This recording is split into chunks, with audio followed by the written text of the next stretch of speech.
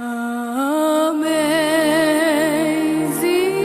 grace, how sweet the sound. 예레미야서 2장 11절부터 19절까지입니다.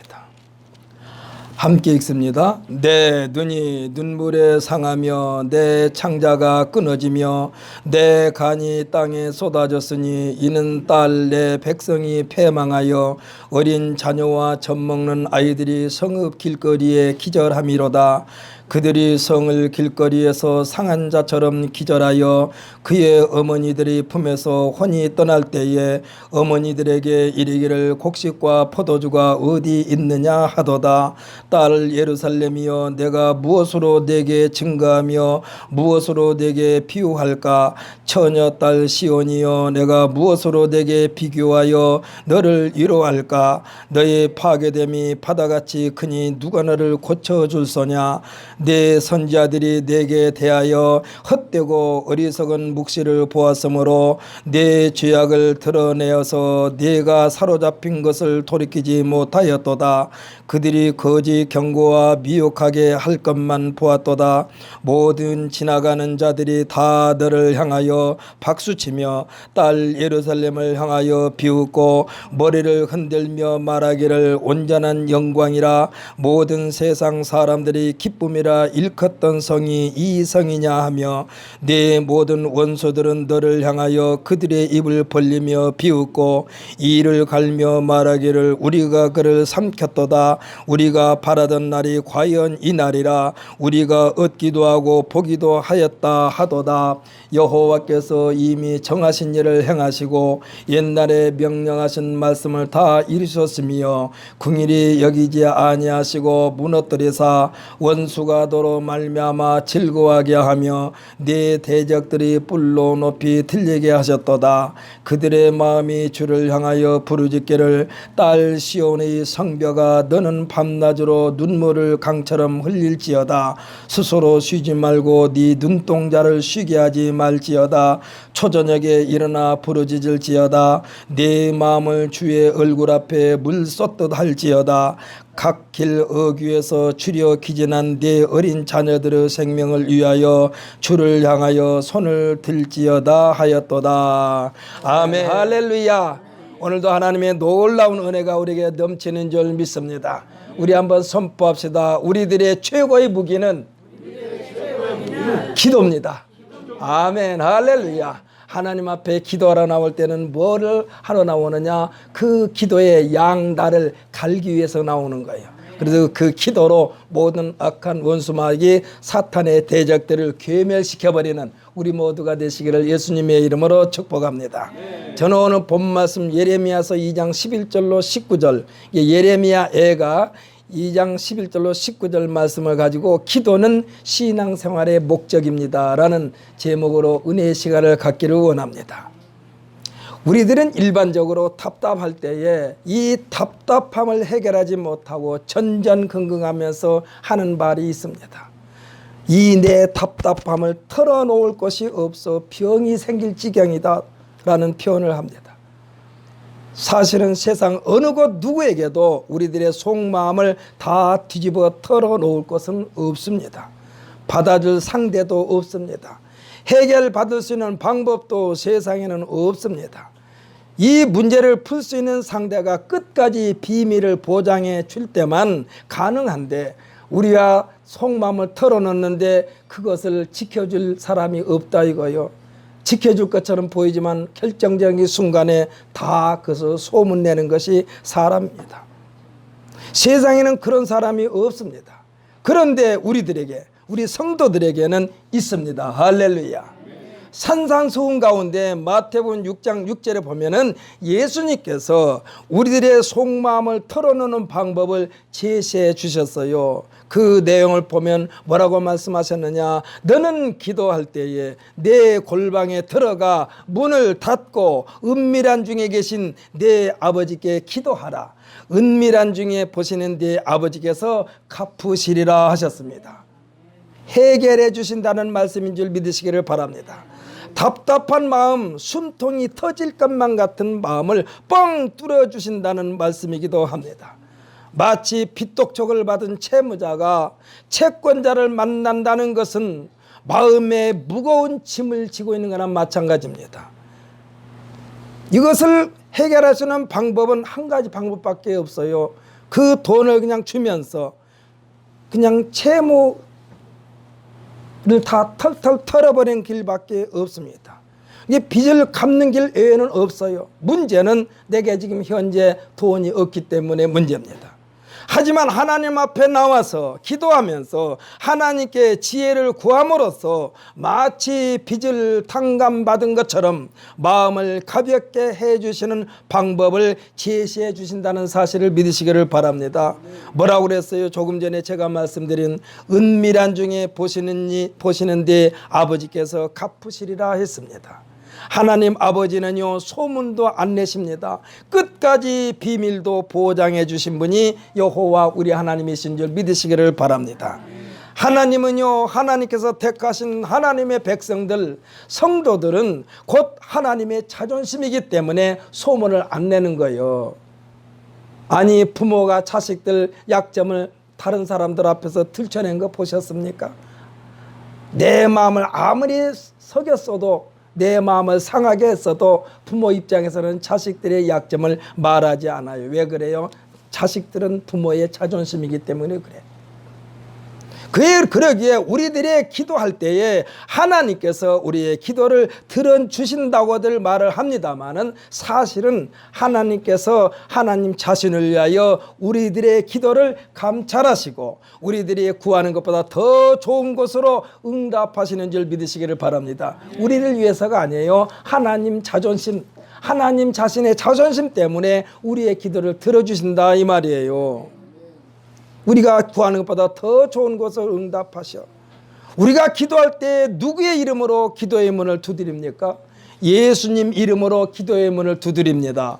예수님의 이름은요, 하나님의 독생자, 하나님의 아들입니다. 이 아들의 이름으로 구하는 우리들의 기도에 대한 보장은 예수님께서 직접 하셨어요. 요한복음 14장 14절을 보면은 그 내용을 보면 13절에서 뭐라고 말씀했느냐? 너희가 내 이름으로 무엇을 구하든지 내가 행하리니 이는 아버지로 하여금 아들로 말미암아 영광을 받으시게 하려 함이라 하시면서 14절에서 짧고 명확하게 말씀하십니다. 뭐라고 그러셨느냐? 내 이름으로 무엇이든지 내게 구하면 내가 행하리라 약속하고 계십니다. 할렐루야. 그래서 우리는 무엇인지 하나님 앞에 나와서 우리 주 예수 그리스도의 이름으로 기도를 하는 거예요.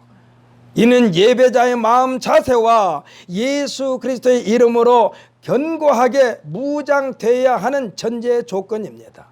그러니까 우리의 믿음을 견고하게 가지고 있는 사람만이 주님 앞에 나와서 기도하고 그 기도를 하나님께서 들어주시는데 무엇 때문에 들어주느냐? 예수 그리스도의 이름 때문에 들어주신다 이거요. 이것이 하나님의 자존심이요. 예수님은 하나님의 자존심입니다. 예수님은 한적한 곳에 가셔서 아버지께 기도하는 시간을 자주 가지셨습니다. 그러나 실제로 예수님은 아버지 하나님께 기도할 필요도 없으신 분이에요. 왜? 항상 아버지와 함께 있기 때문에. 그러나 우리에게 신앙의 본을 보이기 위하여 예수님께서 기도하는 장면을 보여주신 것입니다. 아니, 하나님의 아들, 친히 하나님이시면서도 늘 기도하는 시간을 가졌는데 하물며 오늘날 우리가 기도하지 않고 신앙생활을 한다는 것은 거짓말이에요. 거짓말이에요. 사랑하는 성도 여러분, 우리는 매 순간 주의 이름을 부르면서 기도하는 자세가 흐트러지지 말기를 예수님의 이름으로 축복합니다.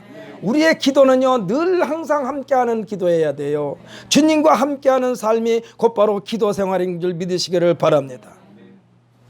우리에게 신앙의 본을 보여주기 위하여 예수님께서 기도하는 모습을 자꾸 제자들에게 보여주셨다니까. 예수님은 기도 안 하셔도 돼요. 신앙생활은 이렇게 하는 거야 하고 기도도 이렇게 하라 하시면서 가르쳐 주신 기도가 예배를 마치면서 드리는 주기도문입니다. 이 주기도문은요, 예수님께서 가르쳐 주신 기도문이에요. 그래서 여러분이 기도할 수 없다라고 말할 때마다 여러분은 주기도문만 계속해도 돼요. 나는 기도할 줄 몰라요 하지 말고 그냥 주기도문만 하세요. 주기도문만 하세요. 그러면 가장 올바른 기도예요, 주기도문이. 예수님께서 너희는 이렇게 기도하라 하고 가르쳐 준 게 주기도문이야. 그러므로 여러분, 나는 기도 못해요 하지 말고, 기도 못한다고 하시지 말고 주기도문을 또 하고 또 하고 또 하고 자꾸 하세요. 그러면서 성경 말씀을 파고 들어가는 거예요. 시편 기자가 시편 전체를 보게 되면은 거기에 계속해서 하나님께 기도하는 내용입니다. 그러므로 여러분들께서 나는 기도를 못해요 하지 말고 주기도문을 자꾸 하시고, 또 주기도문을 하면서 이제 내 기도를 하나님 앞에 하려고 여러분들이 한다면은 시편의 말씀을 계속해서 묵상하고 또 묵상하시기를 바랍니다. 세상에 있는 모든 사람들 하나님과의 관계를 개선하려면 그 방법의 첫째가 기도인 줄 믿으시기를 바랍니다. 기도예요, 기도. 기도는 닫혀진 문을 여는 열쇠입니다. 할렐루야. 예배를 마치면서 드리는 주님이 가르쳐준 기도는요, 하나님과의 관계에 대한 인증샷을 보내는 거예요. 하나님께 드리는 기도에 대한 보증입니다. 쉽게 말하면 잠그는 거예요. 조금 전에 하나님 앞에 드리는 모든 기도에 대하여 또는 은혜 받은 것에 대하여 주기도문으로 잠그는 거예요. 예배에 대한 특권이기도 합니다. 오늘 본문의 저자인 예레미야 선지자, 이 예레미야의 뜻은요, 여호와여 들어 올리소서, 이런 뜻이요. 들어 올리소서.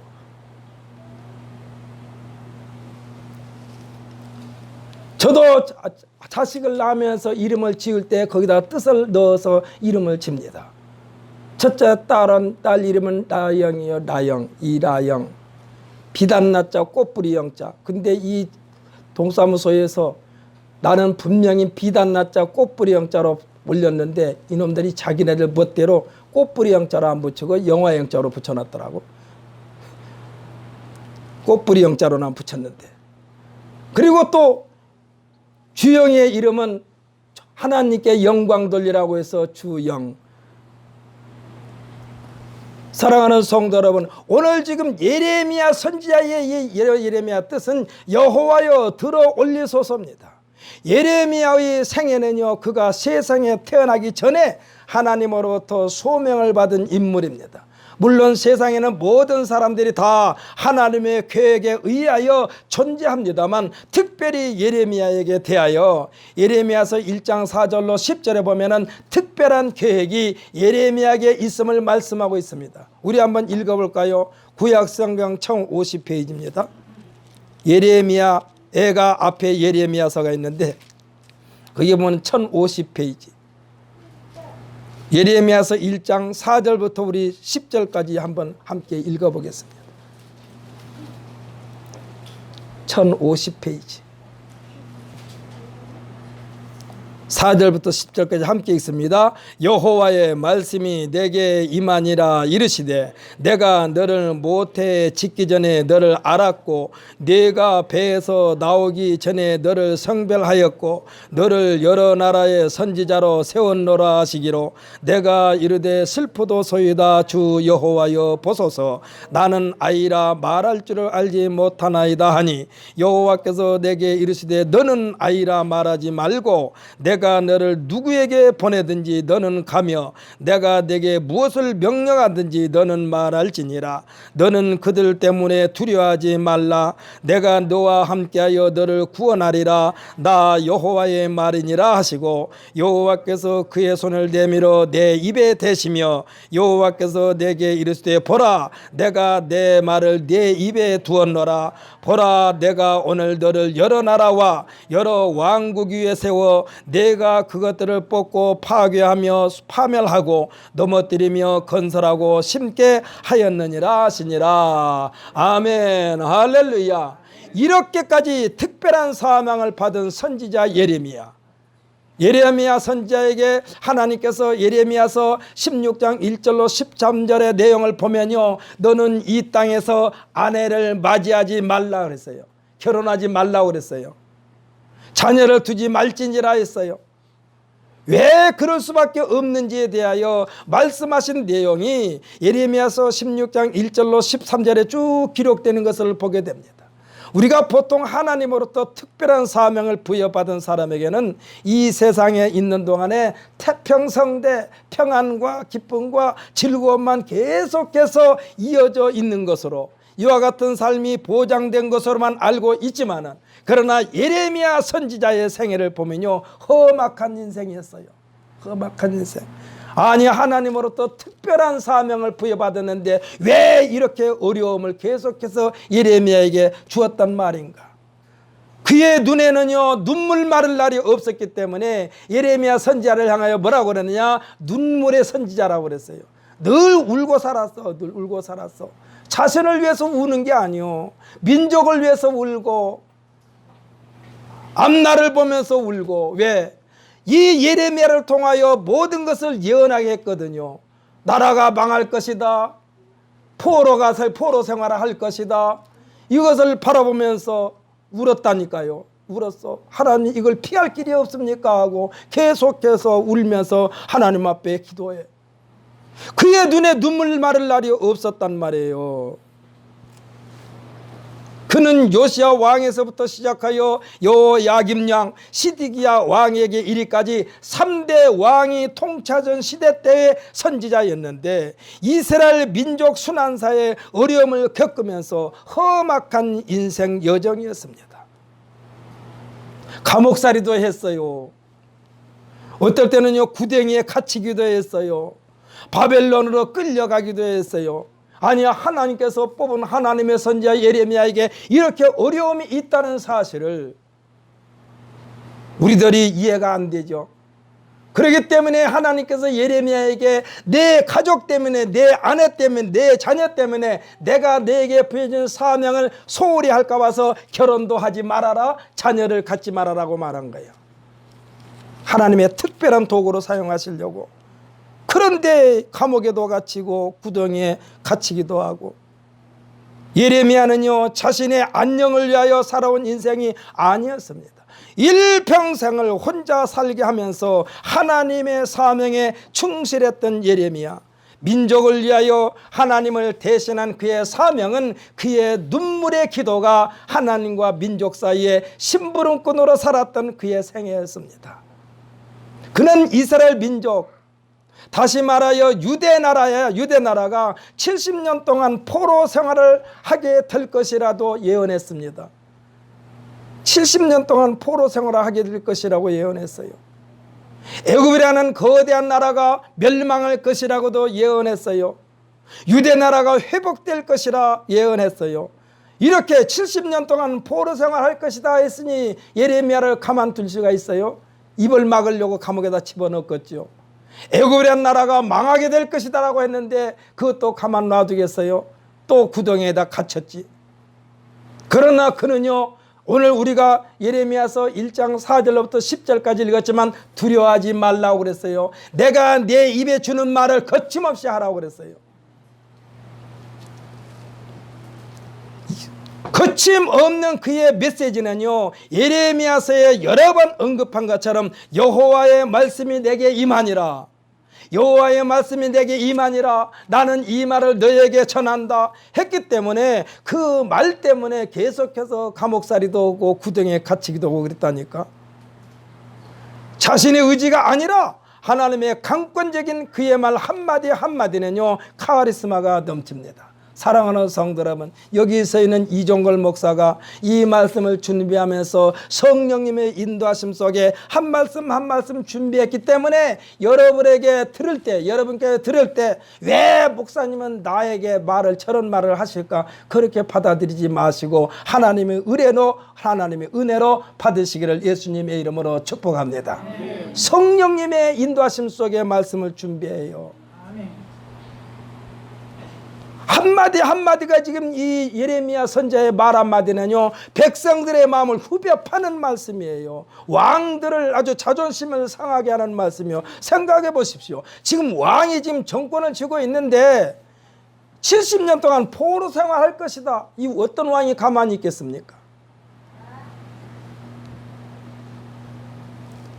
예레미야는 그때그때마다 그는 눈물을 흘리며 안타까운 심정으로 하나님의 뜻을 전할 수밖에 없었어요. 울면서 전했겠죠. 하나님, 왕에게, 백성들에게 이 나라가 70년 동안 포로 생활을 한다고 그랬어, 하나님이. 그러니 어떻게 맑은 정신으로 그 말을 전하겠어요? 울면서 전하지. 그렇기 때문에 그는 기도할 수밖에 없었고 눈물을 흘릴 수밖에 없었던 것입니다. 예레미야 애가가 총 5장으로 되어 있습니다만 내용을 보면 슬픔에 쌓인 노래요 기도입니다. 애가라고 하는 것은 뭡니까? 애통하면서 부르는 노래라는 뜻 아닙니까? 우리가 오늘 본문으로 읽었던 11절을 보십시오. 11절 보십시오. 오늘 우리가 읽었던 본문 말씀 11절 뭐라고 그랬나요?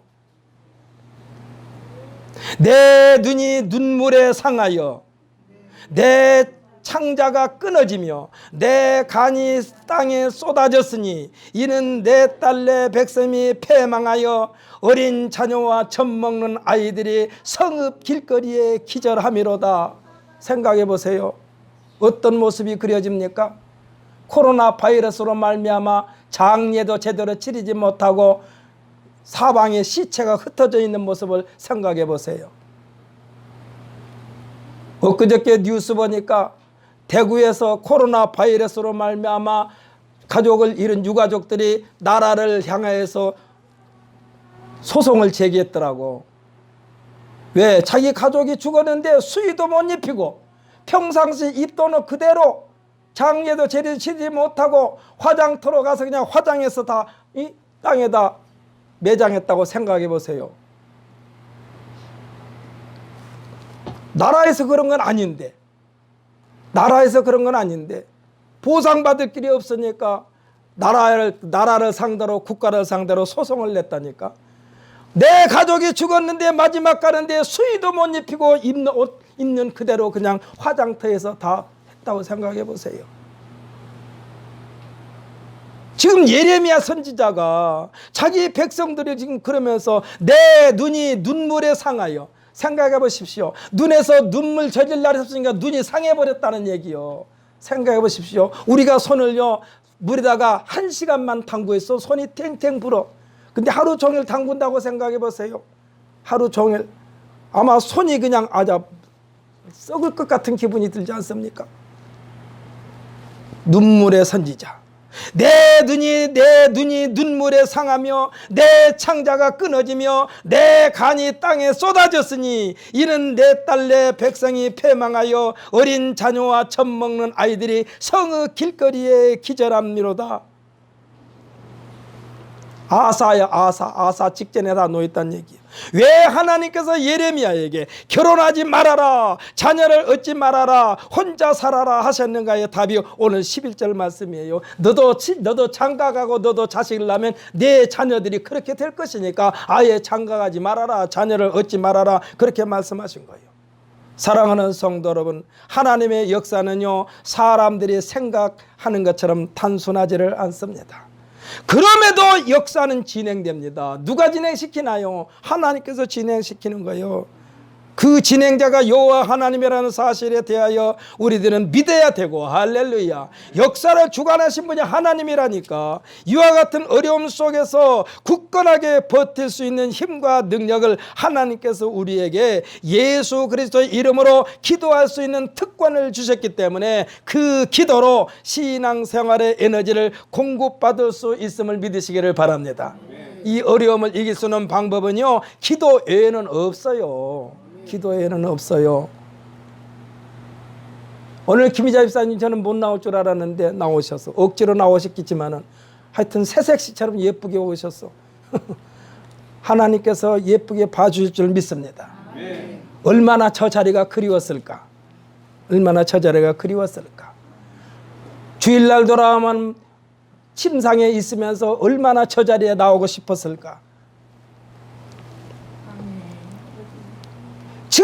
지금 예레미야가 그 어린 자식들이 길거리에 그냥 널브러져 있다고 생각해 보세요. 지금 지구촌 전체를 TV를 켜면요 누구나 다 보고 들을 수 있는 세상이지 않습니까? 지금 TV를 켜면요 미국에서 일어난 일, 소련에서 일어난 일, 부자가 됐던 가난한 나라가 됐던 지구촌 구석구석 방방곳곳에서 일어난 일을 우리가 한눈에 볼 수 있는 세상입니다. 우리들은 이제야 보고 듣고 있지만 만군의 하나님께서는요 태초부터 이미 우주 전체를 한 페이지에 펼쳐놓고 보고 계신 줄 믿으시기를 바랍니다. 하나님은 이미 옛날부터 다 보고 계셨어요. 세계 방방곡곡 구석구석 다 보고 있었어요. 감출 수 없어요. 하나님 앞에. 하나님 앞에서는 감춰지지도 않아요. 속속들이 하나님의 눈에, 하나님의 귀에는요 크로즈업 되어 가지고 더 확실하게, 더 정확하게, 더 뚜렷하게, 더 선명하게 하나님은 듣고 계시고 보고 계신다는 사실을 믿으시기를 바랍니다. 그래서 우리는 하나님 앞에 나는 죄인이다라고 할 수밖에 없어요. 뭐 조금 선한 일 해놓고 자랑하지 마세요. 그거는 당연한 거요. 하나님의 피조물들은 선을 향하여 살게 돼 있어요. 그런데 선한 일 조금 했다고 그 하나님 앞에서 자랑하지 마세요. 오직 했으면 예수님께서 오른손이 하는 일을 왼손이 모르게 하라고 그랬을까? 하나님은 모든 세계 모든 것들을 다 확실하게 더 정확하게 뚜렷하게 선명하게 보고 계시고 듣고 계시는 하나님이라는 사실을 믿으시기를 바랍니다. 우리가 해야 할 일이 있다면 한마디로 만군의 여호와 하나님 아버지 나는 죄인입니다 이 말밖에 할 것이 없어요. 우리들은 나는 죄인입니다. 용서하여 주옵소서 하고 하나님의 긍휼 하나님의 관용만 바랄 따름이에요. 사랑하는 성도 여러분, 누가 뭐 잘못한다고 그 사람 말하지 마세요. 나는 더해, 나는 더해. 나는 더 추하고 나는 더 더럽고. 그래서 사도 바울 선생이 뭐라고 그랬습니까? 자기 자신을 향하여 나는 죄인입니다. 죄인 중에도 괴수입니다 그랬어요. 사도 바울 선생 같은 분이 죄인 중에 나는 괴수라고 그랬다니까. 죄인 중에 나는 괴수입니다. 오늘 우리에게 주신 말씀을 분석한다면 모든 어려움과 불행이 우리 자신들의 죄로부터 주어졌다는 사실을 믿으시기를 바랍니다. 감출 수가 없어요. 우리는 죄요, 죄인이요, 죄인. 모든 것이 내 죄로부터 시작된 거예요. 그러니 죄 가운데 머물러 있지 말고 주님에게로, 예수 그리스도에게로 나오라는 것입니다. 하나님께서 우리에게 경고하신다는 것은요 우리에게 기회를 주신다는 뜻이에요.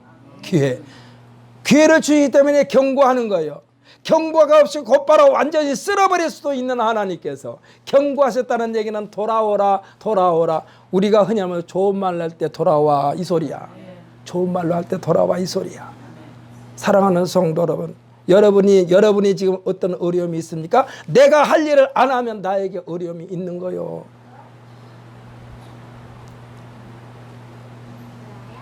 여러분은 얼마만큼 내 가족의 구원을 위하여 하나님 앞에 기도하고 노력했습니까? 이 예레미야 선지자 지금 눈물에 눈이 상했다고 그랬어요. 자기 눈물에 눈이 상했다. 아마 눈이 다 헤어진 것 같아. 생각해 보세요. 우리 손이 탱탱 불었다고 생각해 보세요.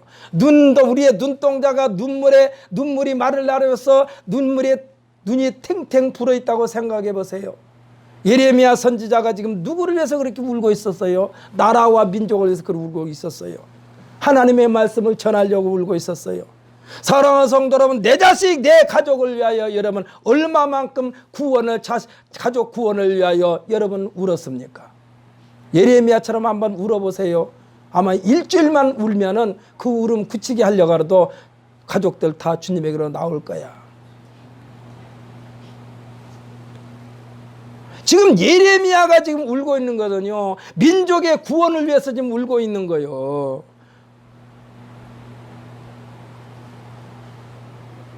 죄 가운데 머물러 있지 말고 주님에게로 예수 그리스도에게로 나오라는 그 경고의 말씀, 지금 예레미야 애가를 통하여 우리에게 주신 이 말씀을 내 삶 속에서 적용시켜 나가는 우리 모두가 되시기를 예수님의 이름으로 축복합니다.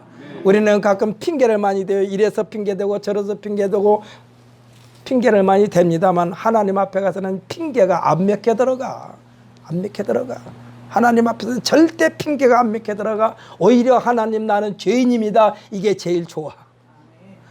주님 앞에 나는 죄인입니다, 이 말 외에는 없어요. 내가 말씀을 전하지 않아요 그가 천국에 들어가지 못한다면, 내가 그에게 말씀을 전하여 구원받지 못했다면 그 핏값을 나에게서 찾겠다라고 하나님은 말씀하셨다니까.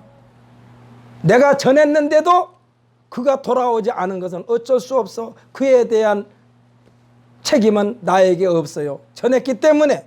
근데 어떻게 전했느냐가 문제예요. 쉽게 생각해 보십시다. 하나님이 너 오라고 그랬다, 이렇게만 전하면 안 돼. 그런 건 누구나 다 전할 수 있어. 하나님이 너 오라고 그랬어, 내가 안 오면 내가 죽어, 이게 가자 같이 가자. 억지로 너 끌고 나오는 게, 이게 진짜 전하는 것이지. 너 하나님이 오라고 그랬다, 오기 싫으면 말어, 이건 아니야. 예레미야처럼 울어야 돼요. 예레미야처럼 자기 눈이 자기 눈물에 상해야 돼요. 자기 창자가 또 막 나올 정도로. 11절에서 그랬지 않았어요? 내 눈이 눈물에 상하며 내 창자가 끊어지며 내 간이 땅에 쏟아졌으니 이는 내 딸 내 백성이 패망하여 어린 자녀와 젖먹는 아이들이 성읍 길거리에 기절함이로다. 다 죽어 나자빠져 있다 이 말이요. 이것을 보면서 예레미야가 우는 거야. 예레미야가 우는 거야. 오늘 본문 내용을 보면요, 오늘날 세계 방방곡곡에 코로나19로 인한 재해를 연상하게 하는 내용과 똑같습니다. 이 코로나 재해는요, 부자 나라나 가난한 나라나 속수무책으로 당할 수밖에 없는 현실이요. 한 가지 방법밖에 없어요. 역사의 주관자, 생사화복 흥망성쇠의 열쇠를 쥐고 계시는 하나님 아버지에게로 나와야만이 해결될 줄 믿으시기를 예수님의 이름으로 축복합니다. 주님 앞에 나오면 해결돼요. 할렐루야. 그러니까 쉽게 말하면 죽이든지 살리든지 하나님 말씀대로 하세요. 하나님 마음대로 하세요. 제가 지난주 수요일 날인가 우리 이선재 권사님한테 퀴즈를 냈었는데, 오늘은 이선재 권사님한테 안 하고 우리 누구한테 할까? 양조인 집사님도 그때 들었으니까 안 돼. 우리 이상현 집사님한테 한번 문제 내볼까요? 네. 하나님이 가장 두려운 사람이 누구일까요? 하나님이 가장 두려워해. 지금 집사님 컨닝했어. 아주 컨닝해도 하여튼 밥은 해야 돼. 믿음의 사람을 두려워한다니까. 하나님은요, 믿음의 사람. 예, 믿음의 사람. 이거는 시험 문제 낸 사람이 시험 문제 답을 해답까지 가르쳐 줬어요. 하나님의 두려운 사람은 누구냐? 믿음의 사람을 두려워해요. 생각해 보세요. 막무가내로 믿고 들어오는데 어떻게 해? 믿는다는데. 하나님 믿습니다. 죽이든지 살리든지 마음대로 하세요. 죽이는 것도 하나님의 마음이고 살리는 것도 하나님의 마음이니 하나님 믿습니다 하고 그냥 머리를 디밀고 하나님 앞에 나온 사람을 하나님께서 두려워한다니까. 그래서 여러분이 믿음을 가지라는 얘기요. 하나님을 긴장하게 만드는 게 믿음이요. 하나님을 긴장하게 만드는 게 믿음이요. 살리든지 죽이든지 마음대로 하세요. 오늘 보리하고 보리 할머니, 도리 할머니가 오늘 안 나오셨는데, 나는 오늘 새벽에도 도리를 위해서 기도했어. 도리를 위해서. 어디 가셨어요? 모르겠어요? 어디 갔을까? 도리 보러 갔나? 보리 할머니는 우리 김정순 집사님이 매주일 챙겨주시기 바랍니다. 전화해가지고, 동서 오늘 보리 목사님이 새벽마다 기도한다는데 가서 보답해야지. 보리 세상에 태어날 때까지, 아니 태어날 때까지가 아니에요. 예수 믿을 때까지 내가 기도할 수도 있어. 예수 믿을 때까지. 보리 이름도 차라리 계속 보리를 지었으면 좋겠어. 이도리 얼마나 이름 좋아. 보리 잃어보지도 않고 기억하기도 좋고. 아마 방송국 만약에 앵커가 보리가 방송국 앵커한다면 이 보리 앵커가 오늘 뉴스에 얼마나 이름도 쉽고 좋아. 빨리 부르고 좋고 전 국민이 기억하기 좋고. 보리돌이 모르겠네. 네 이름 또 누가 먼저 지을지. 그러니까 우리는요 하나님 앞에 나올 수밖에 없어요. 나오면 해결되는 거예요. 아까도 말씀드렸지만 믿음으로 나오는 겁니다. 나오는 게 그냥 나오는 게 아니라 믿음으로 나오는 거예요. 죽이든지 살리든지 하나님 앞에 나오는 거예요. 내가 잘못되면 하나님이 망신당합니다. 이런 믿음이요. 내가 잘못되면 하나님이 망신당합니다. 그러니 하나님 나 책임져 주세요 하고 머리를 뒤밀고 나오는 거예요. 그래서 하나님이 두려워하는 사람은 누구냐? 믿음의 사람을 두려워하는 거예요. 믿음의 사람을 두려워해. 이 믿음을 주려고 예수님께서 십자가에서 죽으셨다니까. 이 믿음을 가진 자만이 귀신이 벌벌 떨어요. 할렐루야. 이 믿음을 가진 자만이 사탄 마귀가 얼씬도 못해요. 뭐 코로나 이까지 것 아무것도 아니야.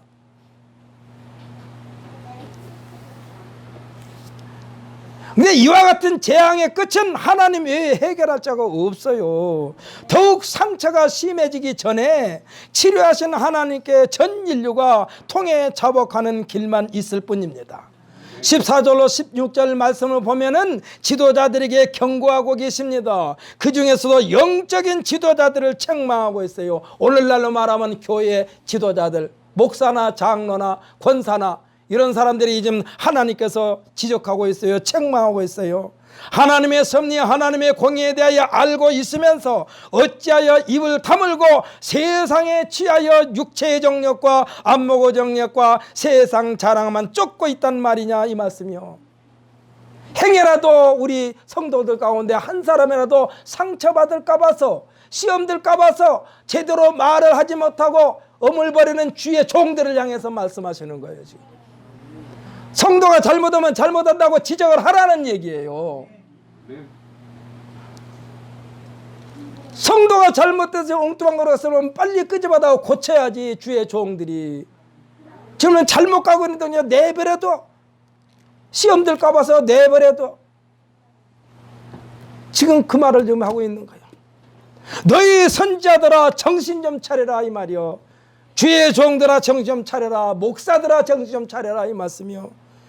죄악을 묵인하고 허황된 꿈에 취한 주의 종들이여 정신 차리라 말씀합니다.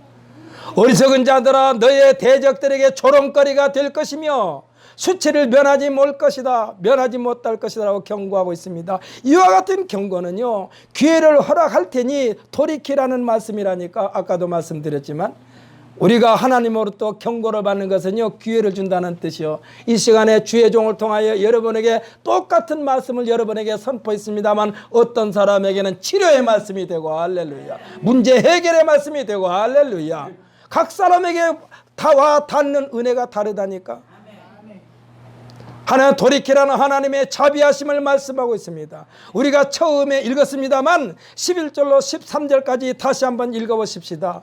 이와 같은 상황에 대하여 하나님은 이미 다 알고 계셨다는 내용이 17절 말씀이요. 우리 11절부터 13절 말씀까지 한번 천천히 한번 읽습니다. 시작. 내 눈이 눈물에 상하며 내 창자가 끊어지며 내 간이 땅에 쏟아졌으니 이는 내 딸 내 백성이 패망하여 어린 자녀와 젖먹는 아이들이 성읍 길거리에 기절함이로다. 그들이 성읍 길거리에서 상한 자처럼 기절하여 그의 어머니들이 품에서 혼이 떠날 때에 어머니들에게 이르기를 곡식과 포도주가 어디 있느냐 하도다. 딸 예루살렘이여 내가 무엇으로 내게 증거하며 무엇으로 내게 비유할까? 처녀딸 시온이여 내가 무엇으로 내게 비교하여 너를 위로할까? 너의 파괴됨이 바다같이 크니 누가 너를 고쳐줄 소냐? 아멘 할렐루야. 그러니까 파괴됨이 바다같이 크니, 그러니까 어디에 손댈 데가 없다는 얘기가 다 망쳐졌다는 얘기요. 다 망쳐졌다는 얘기요. 생각해 보세요. 우리 몸 전체가 발끝부터 머리끝까지 다 아주 그냥 절단 났는데 어디로 손을 대겠어? 어디로 손을 대? 좀 머리만 좀 상했다면 머리만 좀 고치고 발끝이 상했다면 발끝만 좀 고치고 그러는데 발바닥에 정수리까지 오장육부 뼈 마디마디가 다 병들었다고 생각하면서 어디로 손을 댈 데가 없다는 얘기예요. 지금 하나님이 지금 그렇게 말씀하시는 거예요. 파괴됨이 바다같이 크니 누가 너를 고쳐줄 소냐?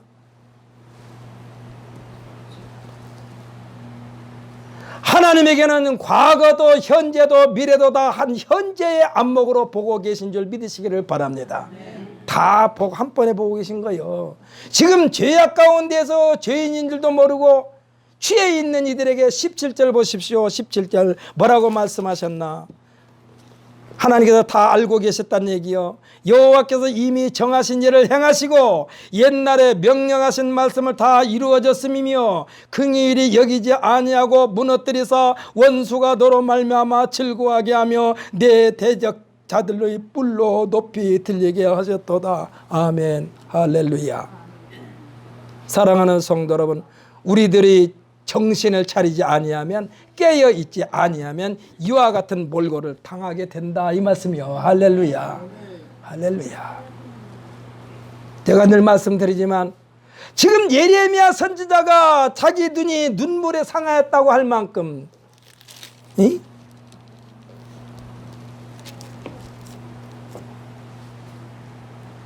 자기 창자가 끊어지고 간이 땅에 쏟아졌다고 할 만큼 아주 아파하면서 울고 있는 예레미야 선지자, 그 마음을 가지고, 그와 같은 마음을 가지고 내 가족을, 내 자식을, 내 부모를 예수 믿게 하는데 여러분 전심전력을 기울이시길 예수님의 이름으로 축복합니다. 오늘 제가 주보에 광고란에도 있습니다만은 전도를 열심히 하는 사람일수록 신앙이 막 계속해서 성장해 나가는 거예요. 전도하지 않는 사람은 신앙 항상 그 자리에 머물러 있어요. 하여튼 때를 얻든지 못 얻든지 계속해서 전도해. 누구를 만나든지 예수 믿으라고, 예수 믿으라고. 지금 큰일 났어. 예수 믿어야 돼. 믿지 않는 사람 믿지 않고 있다가 아까 여기 성경에 말씀하신 대로 17절 말씀하신 대로 다 당해. 13절 끝부분에서 파괴됨이 바다같이 크니 누가 너를 고칠 수 있겠냐? 못 고쳐. 하나님에게는 과거도 현재도 미래도 다 현재 안목으로 보고 계셔요. 지금 죄악 가운데서 죄인 일도 모르고 취해 있는 이들에게 17절 말씀을 하시는 거예요. 여호와께서 이미 정하신 일을 행하시고 옛날에 명령하신 말씀을 다 이루셨으며 긍휼히 여기지 아니하시고 무너뜨리사 원수가 너로 말미암아 즐거워하게 하며 내 대적들이 뿔로 높이 들리게 하셨도다. 이 말은 뭐냐? 우리의 원수들이 우리가 잘못된 것을 보면서 즐거워한다는 얘기요. 우리가요 신앙생활 제대로 하지 않으면 그렇게 되는 거예요. 믿지 않는 사람들에게 조롱거리가 되는 거예요. 우리는요 그 사람들이 믿지 않은 사람들 우리 판단할 때는 어쩔지 모르지만 우리의 마음속에는 항상 하나님께서 주신 기쁨과 감사와 평강이 강물처럼 넘치시기를 예수님의 이름으로 축복합니다. 사랑하는 성도 여러분, 우리들이 정신을 차리지 아니함으로 깨어있지 아니하면 이와 같은 몰골을 당하게 된다는 사실을 마음판에 깊이 간직하시기를 예수님의 이름으로 축복합니다. 하나님께서 우리에게 어려움을 겪게 허락하신 것은 우리에게 신앙을 회복하라는 말씀이야. 할렐루야. 그 첫째가 기도하라는 얘기요. 기도도 그냥 기도가 아닙니다. 밤낮으로 기도하라고 했어요. 눈물로 부르짖어 기도하라고 그랬어요. 쉬지 말고 철야 기도를 하라고 말합니다. 우리들의 마음을 주의 얼굴 앞에 물 붓듯 하라고 그랬어요. 이게 말이 무슨 말이냐? 우리의 마음을 주님 얼굴 앞에 물 붓듯 하라서는 물을 한번 쏟아버리면 담을 수 있습니까? 없습니까? 없죠. 물을 한번 쏟아버리면 담을 수가 없어요. 그러니까 우리의 마음을 주님 앞에 물 붓듯이 쏟아 부으란 얘기예요. 이게 하나님의 곁을 떠나지 말라는 얘기예요. 쉽게 말해서 지금 하나님이 이렇게 지금 말씀하시는 거예요. 우리의 마음을 주의 얼굴 앞에 물 붓듯 하라. 우리의 마음을 하나님께서 떠나지 말아라 이 말씀이요. 두 손 들고 하나님 앞에 항복하라고 말하고 있습니다. 이와 같은 방법 외에는 없다는 하나님의 명령임을 굳게 믿으시기를 예수님의 이름으로 축복합니다. 하나님의 궁의를 얻는 우리 모두가 돼야 돼요. 우리가 모두가 돼야 돼요. 만약에 이렇게 하지 않으면 어떤 모습이 또 전개되느냐. 우리 20절 말씀 한 번만 읽어볼까요? 20절 말씀. 이렇게 하지 않으면 주님 앞에 손 들고 나오지 아니하면 이와 같은 것이 됩니다. 한번 20절 한번 읽어볼까요? 여호와여 보시옵소서 주께서 누구에게 이같이 행하셨는지요.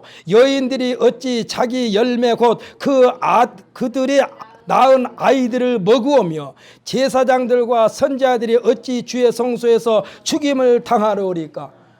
생각해 보세요. 내가 내 자식을 잡아먹는다니까. 이렇게 된다는 얘기. 이게 사람 사는 게 아니요. 사람 사는 게 아니요.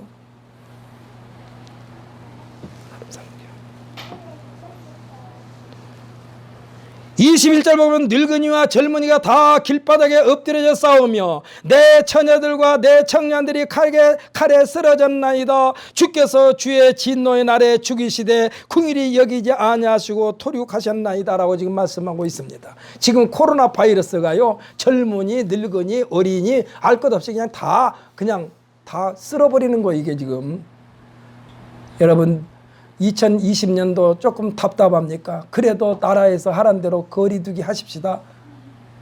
그리고 마스크 쓰십시다. 조금 귀찮아서 조금 힘들어도 바깥 출입을 좀 금하십시다. 어쩔 수 없어요. 어쩔 수 없어. 하나님께서 지금 이 기간을 우리로 잘 견디라고 말씀하고 있어요. 뭐라고 그랬냐? 오래 참는 자가 복이 있도다. 할렐루야. 견디는 자가 복이 있도다. 할렐루야.